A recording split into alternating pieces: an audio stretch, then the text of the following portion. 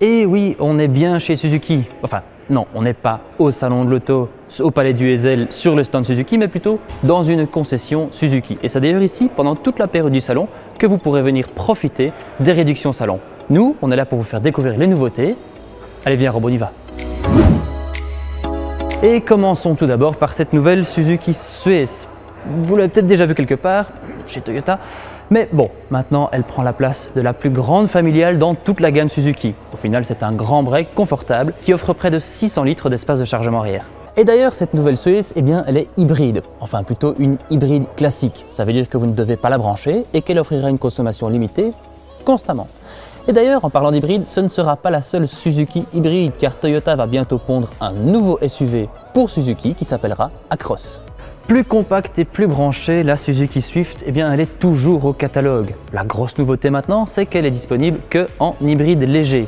Alors non, vous ne pouvez pas rouler en mode 100% électrique, mais c'est une technologie qui l'aide à réduire sa consommation. Et sa version sportive, la Swift Sport, passe aussi par la technologie Mild Hybrid.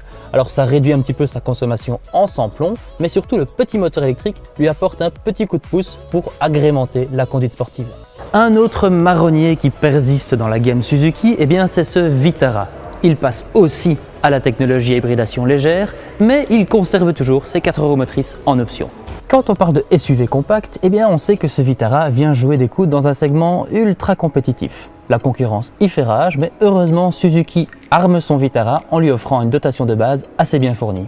Mais si vous nous demandiez quelle est la Suzuki la plus sous-estimée de toute la gamme, eh bien c'est certainement ce S-Cross. Mais pourtant, il cache assez bien son jeu car il offre beaucoup d'espace et, vous l'auriez deviné, comme toute la gamme, il est aussi disponible en motorisation hybride, légère comme toujours, et il conserve ses 4 roues motrices.